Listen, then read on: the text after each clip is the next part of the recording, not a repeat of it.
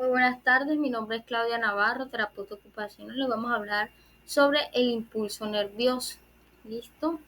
Entonces, primero retomaremos qué es el potencial de acción. Y el potencial de acción, pues, es esa capacidad que tiene una neurona y que le permite responder a un estímulo externo, ¿sí?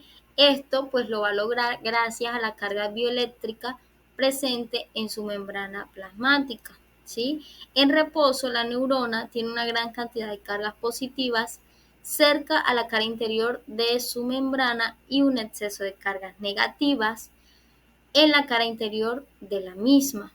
Esto pues debido a su semipermeabilidad selectiva que mantiene separadas como tal las cargas. En la mayoría de las neuronas, pues el potencial de membrana es aproximado de 55 a 75 milivoltios.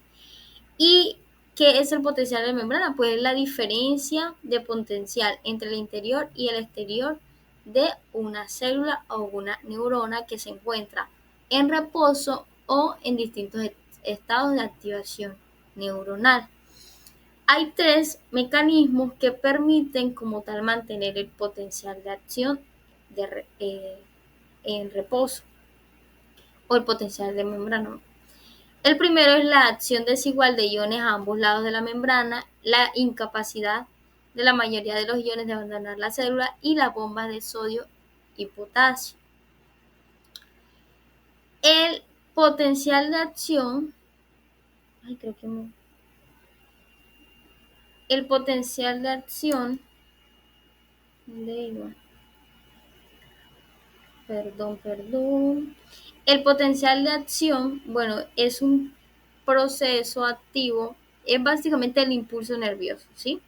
En el cual pues hay transferencia de cargas y la duración más o menos es de 0.4 a 2 milisegundos. El potencial de acción axónico se va a generar por el flujo de corriente iónica a través de los canales específicos de sodio y de potasio, ¿sí? Y en las dendritas se observan potenciales de acción semejantes a los axonales y también potenciales de acción de calcio dependientes. Entonces, un potencial de acción, una vez que se genera, pues es propagado en todas las direcciones y viaja a través de la membrana plasmática, a través de los terminales nerviosos o los botones terminales. La velocidad con la que viaja el potencial de acción se debe tanto al diámetro de la acción del axón y a la presencia de mielina. Sabemos que la mielina como tal es esa proteína que recubre las dendritas y que le aporta esa velocidad al impulso nervioso. Entonces, sabemos que para que se dé un impulso nervioso, primero debe haber un estímulo, ¿sí? Un estímulo sensorial, ¿sí? Entonces, supongamos un estímulo de frío, ¿sí? Entonces, al estimular el tacto con el frío, con un hielo, al colocarlo sobre la piel, los termorreceptores van a recibir esa información y la van a llevar, ¿sí? A través de la médula espinal hacia la corteza sensoriomotora o la corteza sensorial. Allí las neuronas o la neurona sensorial, que es la que lleva la información,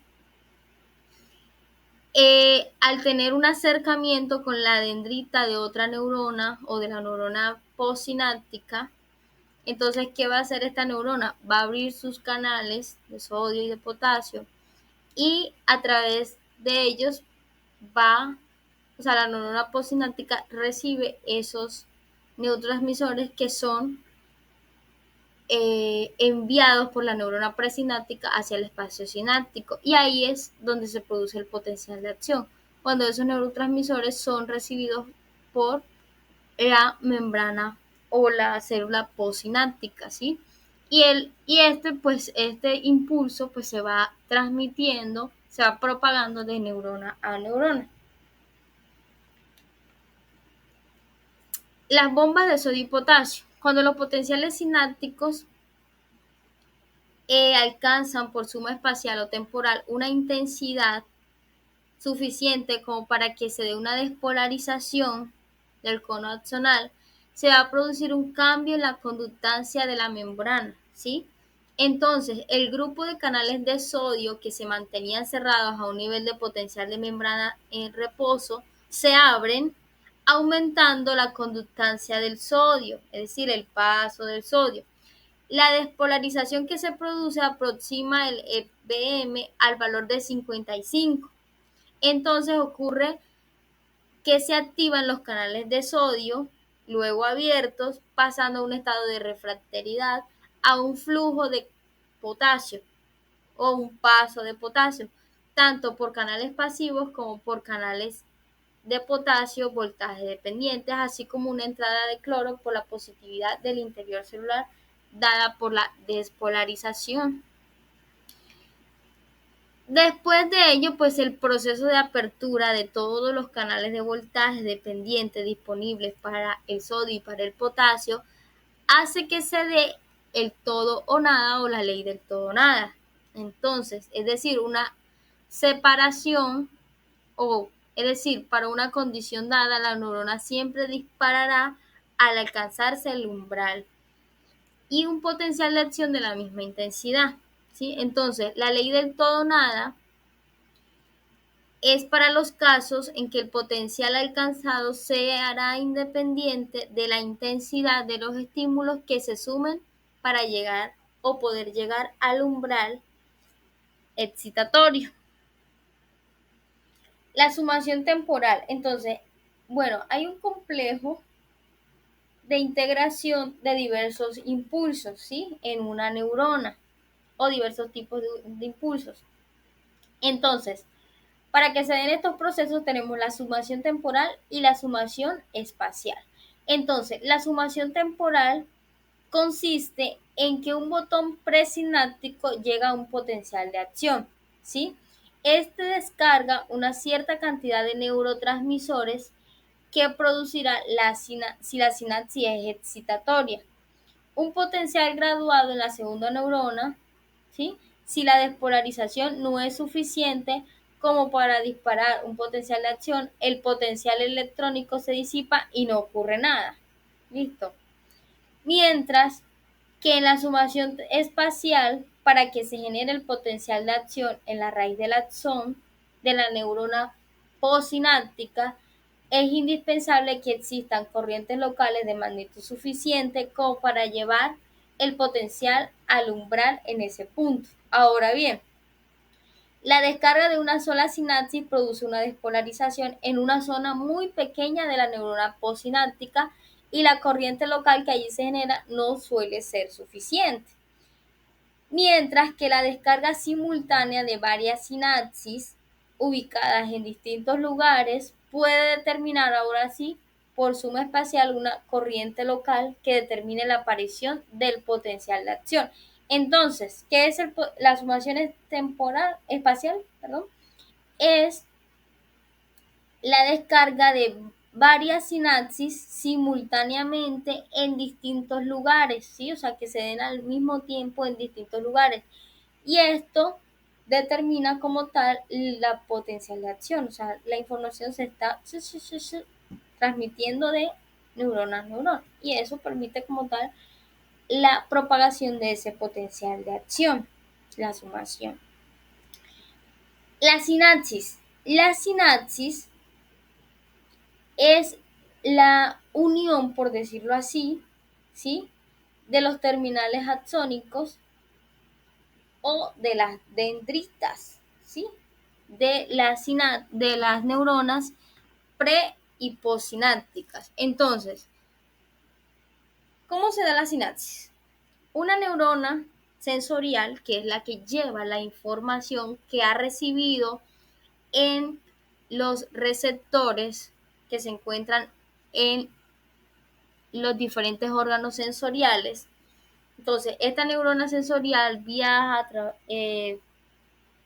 recibe toda esta información y la transmite a una neurona postsináptica, ¿sí? A través de sus terminales de terminales presinápticos o botones sinápticos. En los botones sinápticos se encuentran los neurotransmisores, que son los que poseen las sustancias que van a permitir como tal, al pasar a la neurona posináptica, después de estar en el espacio presináptico y pasar a los receptores posinápticos, ahí se va a generar el potencial de acción. Cuando hay ese intercambio, por decirlo así, o cuando los receptores postsinápticos reciben los neurotransmisores y son llevados por la membrana plasmática al núcleo de la neurona postsináptica, y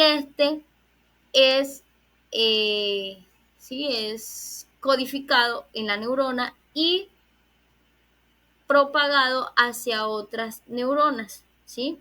Sabemos que el impulso nervioso, pues una vez que ocurre, se propaga a diferentes neuronas y diferentes partes del cuerpo, dependiendo el estímulo recibido y la respuesta motora o la respuesta que vaya a dar las neuronas receptoras de esta información.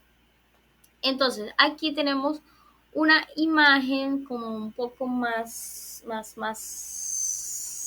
centralizada, por decirlo así.